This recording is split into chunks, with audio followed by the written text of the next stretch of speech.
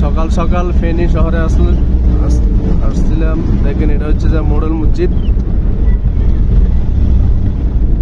এটা ফেনী শহরের মডেল মসজিদ বলে আর কি। আর এটা হচ্ছে যে আমার খালতো ভাই খালা সাইফুল, এটা হচ্ছে সবুজ ভাই,